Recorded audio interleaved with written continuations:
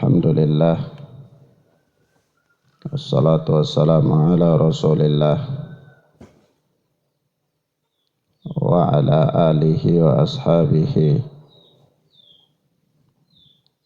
wa man tabi'ahum bi ihsanin ila yaumiddin. Amma ba'd. Ikhwanna fiddin, a'azzani Allah wa iyyakum. Kita sampai pada ayat yang ke-23 dari surat Al-A'raf. A'udzu billahi samii'il 'aliim minasyaitonir rajim min hamzihi wa nafthihi wa nafthihi. Qala Rabbana zalamna anfusana wa illam taghfir lana wa tarhamna lanakunanna minal khasirin. Mereka berdua berkata, yakni Adam dan Hawa. Adam alaihi salatu wassalam dan istrinya ketika terperosok dalam tipu daya syaitan sehingga mereka dikeluarkan dari surganya Allah Azza wa Jal, maka mereka menyadari bahwa mereka telah menzalimi diri mereka sendiri, yakni telah melakukan pelanggaran terhadap larangan Allah Azza wa Jal dengan memakan buah dari pohon yang dilarang.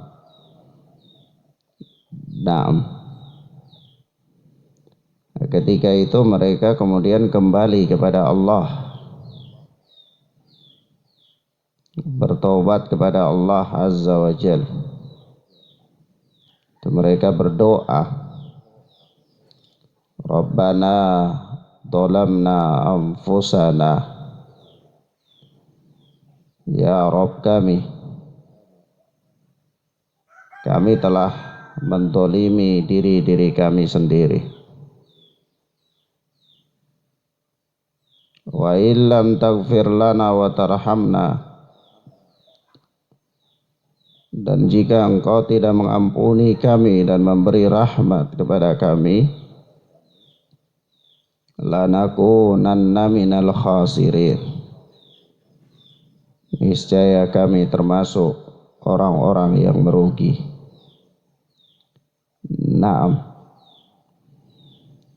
Yani jika Allah tidak berkenan mengampuni mereka atas kesalahan yang mereka lakukan, dan Allah Azza wa Jal tidak berkenan untuk merahmati mereka, niscaya pastilah mereka termasuk orang-orang yang telah menyia-nyiakan bagiannya dari kehidupan dunia ini. Begitu pula di akhirat. Sehingga mereka berdoa kepada Allah,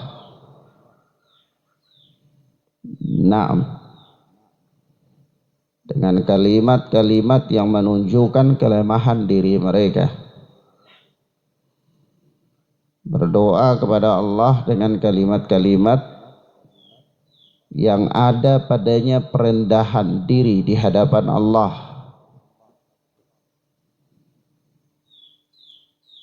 sebagai hamba yang khilaf. Mereka panjatkan doa kepada Allah Azza wa Jal, sehingga Allah Subhanahu wa ta'ala pun menerima doa mereka. Allah tabaraka wa ta'ala menerima doa mereka. Kemudian Allah berfirman, qala ihbitu ba'dukum li ba'din adu walakum fil ardi mustaqarru wa mata'un ila hin. Kata Allah, turunlah kalian. Turun dari surga Allah Azza wa Jal, yakni Adam dan istrinya Hawa dan iblis diperintahkan pula turun dari surga Allah. Sebagaimana pada penjelasan yang lalu kita katakan bahwa iblis juga mendiami surga. Ya, iblis mendiami surga, mengindahkan kebatilan dan tipu dayanya itu seolah-olah sebagai suatu bentuk kebenaran, kebaikan, lalu dia menipu Adam dan istrinya. Nah, karena ketika mereka telah melakukan kekeliruan ini, Adam melakukan kekeliruan, Hawa melakukan kekeliruan, iblis apalagi melakukan kekeliruan, maka Allah perintahkan ihbitu ba'dukum li ba'din adu. Turunlah kalian sudah dari surga ini, keluar. Ya, kalian itu sebagian kalian akan menjadi musuh bagi sebagian yang lain. yakni kelak dari kalian akan menjadi musuh bagi sebagian yang lain. Walakum fil ardi mustaqarru wa mata'un ilahin. Naam. Dan bagi kalian tempat kediaman dan kesenangan di muka bumi sampai waktu yang telah ditentukan oleh Allah Azza wa Jalla. Jadi di bumi itu kalian mempunyai tempat hunian, tempat tinggal. Kalian bersenang-senang di dalamnya, berteduh di bumi itu dan bersenang-senang di dalamnya. Sampai kapan?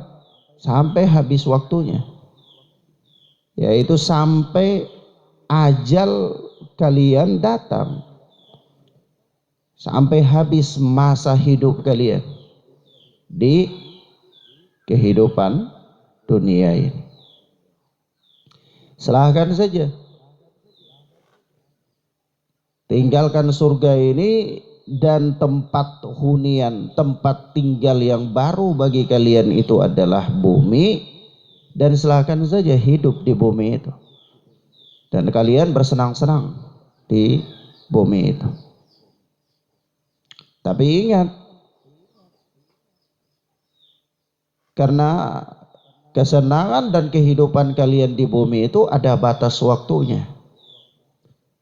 Berbeda dengan kehidupan kalian di surga kalau ketika itu tidak melakukan pelanggaran. Ya. Ini batas waktunya kapan? Ya datang ajalnya. Sampai datang ajal kalian. Kemudian kata Allah, qala fiha tahyuna wa fiha tamutuna wa minha tukhrajun. Allah berfirman, di sanalah di bumi itu kalian hidup, di sana pula lah kalian akan mati, dan dari sana pula lah kalian akan dibangkitkan kembali. Ini Allah Azza wa Jal berfirman kepada Adam dan Hawa dan keturunan mereka bahwa di bumi itu kalian hidup. Maksudnya di bumi itu kalian akan menghabiskan masa-masa hidup kalian. Masa hidup kalian di kehidupan dunia itu kalian habiskan di bumi. Nah, Dan di sana pula kalian akan mati. Di sana pula kalian akan mati. Dan dari sanalah kalian akan dibangkitkan kembali oleh Allah. Yaitu ketika Allah menghimpun kalian dalam keadaan hidup lagi pada hari kebangkitan. Jadi manusia itu hidup di dunia,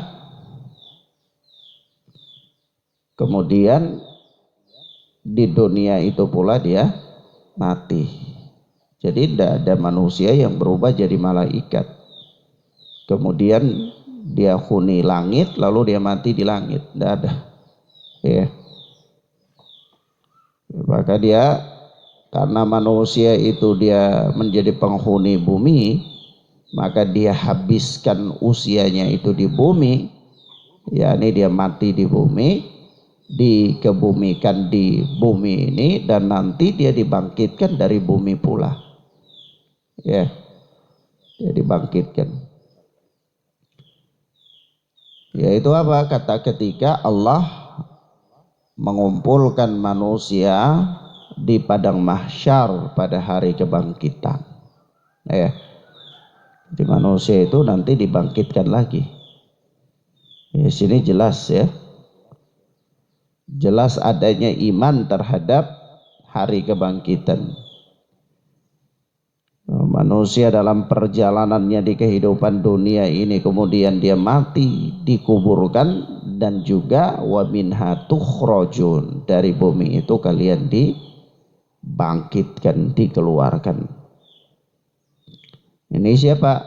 Adam alaihi salatu wassalam dan anak cucunya. 6.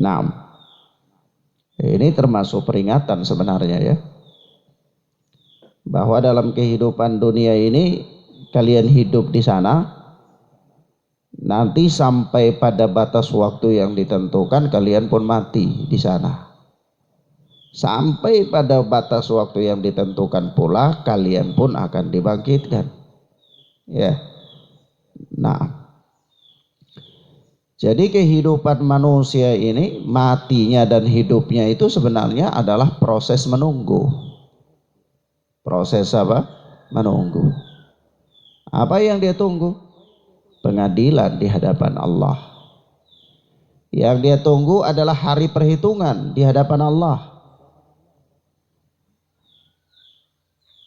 Lalu kapan dia tidak menunggu? Ya dia tidak menunggu itu kalau dia sudah sampai di tempat kembali yang abadi, yang kekal. Yaitu surga atau neraka.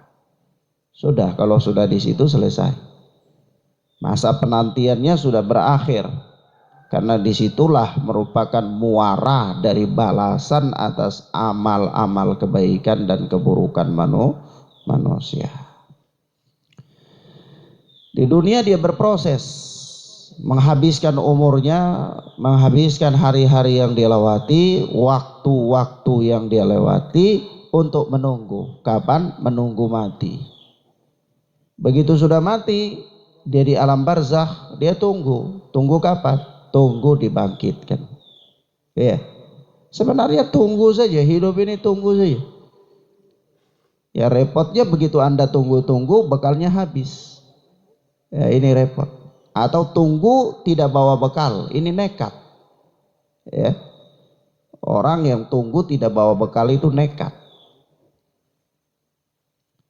Begitu sudah dibangkitkan di hadapan Allah, ketika amal-amal manusia akan dihitung di situ, ternyata tidak ada yang dihitung. Tidak ada kebaikan-kebaikan, tidak ada bekal.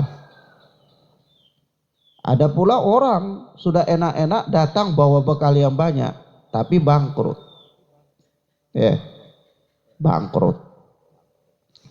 Ada orang nekat datang tidak bawa bekal. Ada orang sudah senang, santai datang bawa bekal, tahu-tahu bangkrut. Ya, itu datang bawa amal puasa, datang bawa amal sholat, datang bawa amal sedekah, datang bawa amal ini dan itu. Tiba-tiba begitu di hari perhitungan ada orang yang datang ngadu, urusan saya dengan orang ini belum selesai. Ya, dulu dia pernah memfitnah saya, dulu dia pernah menggibah saya, dulu dia pernah menuduh saya demikian dan demikian, ya, dulu dia pernah mukul saya, ya, dan seterusnya. Lalu apa?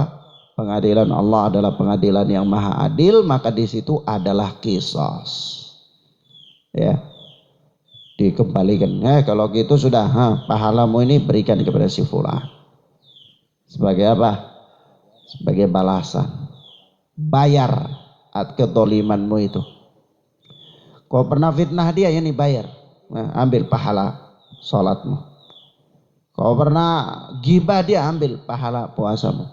Kau pernah mukul dia, ambil pahala sedekahmu. Ambil. Ternyata pahala yang dia bawa itu sudah habis. Masih ada kedolimannya. Apa yang terjadi? Diambillah dosa orang yang dia dolimi itu, diberikan kepada dia. Ya. Akhirnya bangkrut. Bukan hanya habis persiapan, bekal, tapi juga dililit hutang. Ya. Begitu bekal amalan sudah habis, tahu-tahu ada beban. Ya. Bawa dosa orang-orang yang dia dolimi. Ingat, wa minha tukhrajun, dan dari bumi itu pula kalian akan dikeluarkan, akan dibangkitkan kembali oleh Allah Azza wa Jalla. Nah, kemudian pada ayat yang ke-26 Allah Subhanahu wa taala memperingatkan manusia dari godaan dan tipu daya syaitan. Yaitu Allah berfirman, ya bani Adam, qad anzalna alaikum libasan yuwari sawatikum warisha walibasut taqwa dalika khair dalika min ayatillahi la'allahum yadhakkarun. Allah katakan, ya bani Adam, wahai anak cucu Adam, qad anzalna alaikum libasan, sungguh kami telah menurunkan kepada kalian pakaian, yuwari sawatikum warisha, yaitu untuk menutupi aurat kalian. Jadi Allah turunkan kepada kalian, ya, Allah berikan pakaian. Pakaian diberikan oleh Allah. Ya. Ini menunjukkan bahwa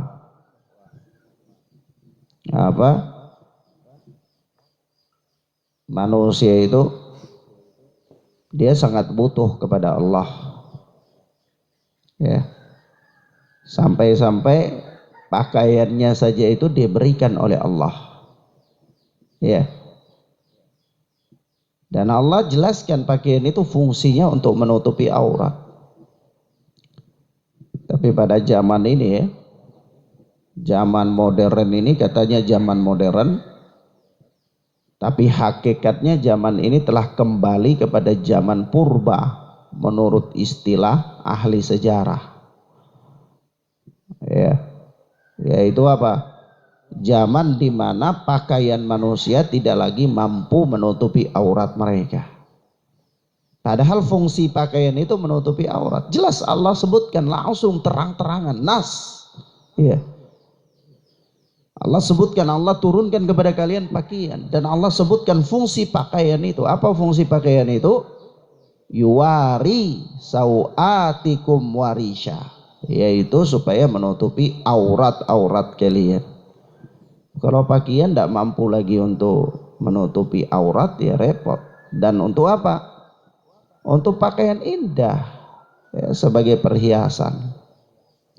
Ya, ini pakaian itu sebagai perhiasan tubuh, ya, kelengkapan supaya manusia itu indah kelihatannya.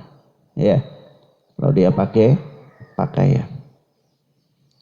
Walibasut taqwa, dan juga di samping itu Allah berikan kepada kalian itu pakaian takwa. Dzalika khair, dan itulah yang lebih baik. Pakaian takwa itulah yang lebih baik. Dzalika min ayatillahi la'allahum yadzakkarun. Yang demikian itu adalah sebagai tanda dari kekuasaan Allah. Demikian itu adalah sebagian dari tanda-tanda kekuasaan Allah. La'allahum yadzakkarun, mudah-mudahan mereka selalu ingat. Jadi pakaian yang menutupi aurat di sini ya pakaian primer ya, kebutuhan pokok ya manusia. Manusia itu pakaian itu sebenarnya kebutuhan pokok. Ya.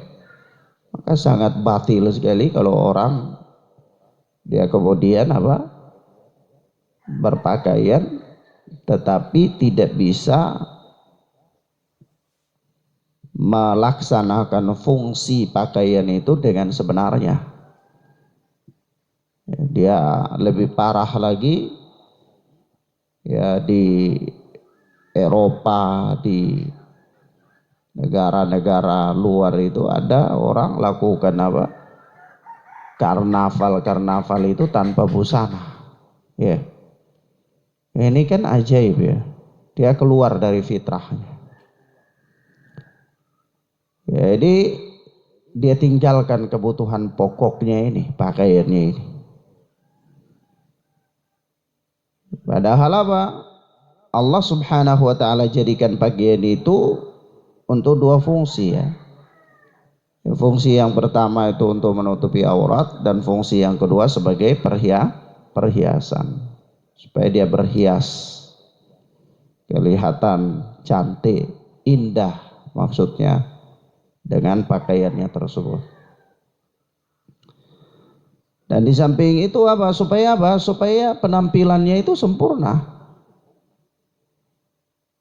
Supaya penampilannya sempurna, dan bagian daripada dia menikmati kesenangan dalam kehidupan dunia ini dengan hal-hal yang dihalalkan oleh Allah Tabaraka wa ta'ala.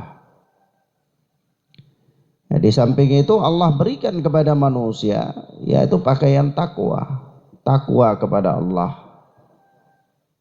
Ya, takwa kepada Allah ini ya disebut pakaian ya. Ini karena manusia berperilaku dengannya. Dia menutupi manusia ya dari hal-hal yang tercela, dan dia kemudian menjadi perhiasan bagi manusia dengan hal-hal yang terpuji. Yaitu dia dengan takwa itu dia melakukan hal-hal yang diperintahkan oleh Allah, dan dia menjauhi hal-hal yang dilarang oleh Allah Azza wa Jalla. Nah, dan takwa ini adalah sebaik-baiknya pakaian bagi seorang mukmin. Sebaik-baiknya pakaian bagi seorang mukmin. Naam. Maka dari itu apa yang Allah sebutkan ini sebagai tanda-tanda kekuasaan Allah. Tanda-tanda kekuasaan Allah mana? Ya, ini rububiyah Allah. Ya. Allah itu Maha Esa dalam memberikan rizki, ya, mengatur manusia, ya, dan seterusnya. Allah itu Esa dalam rububiyah Allah. Limpahan karunia dan rahmat Allah Azza wa Jalla. Naam. Ya, karena pada perkara ini terkandung ya, Allah memberikan kepada manusia itu pakaian untuk menutupi auratnya. Allah berikan kepada manusia pakaian takwa. Maka di sini ada ada pemberian karunia dan nikmat Allah. Nah, kalau ini pemberian karunia dan nikmat Allah, ya maka manusia itu harus ingat. Ya, supaya apa? Ya supaya pandai bersyukur kepada Allah Azza wa Jalla. Dia ingat bahwa ini nikmat Allah yang Allah berikan, ini karunia yang Allah berikan, maka dia bersyukur kepada Allah Azza wa Jalla. Allah katakan la'allahum yadzakkarun, mudah-mudahan mereka selalu ingat. Ingat untuk apa? Bukan hanya ingat untuk melamun-melamun saja. Ingat tuh dapat nikmat, tuh ini dapat rizki, dapat karunia, sampai di situ bukan. Ingat maksudnya supaya bersyukur. Nah, bagaimana bersyukur? Ya bersyukur dengan melakukan pengabdian kepada Allah. Ya. Karena kalau hanya sekedar ingat-ingat saja ya sama aja, orang-orang ateis juga ingat-ingat. Coba antum ketemu orang-orang di gunung-gunung sana, pasti dia ingat. Dia tahu bahwa ini ya apa? Tuhan yang berikan kepada mereka makan, ya. Kalau orang-orang yang memiliki keyakinan apa manunggaling kaula Gusti itu, mereka mengatakan apa? Ini Gusti Allah yang kasih, ya. Nah ini apa? Dia tahu. Sekedar ingat ya ingat. Orang kafir pun ingat bahwa semua yang diberikan ini adalah nikmat dari yang Maha Kuasa, kan gitu. Tapi maksud daripada mengingat di sini agar mereka itu bersyukur. yakni mereka mengimplementasikan dalam kehidupan mereka dalam bentuk pengabdian kepada Allah, beribadah kepada Allah Azza wa Jalla. Nah,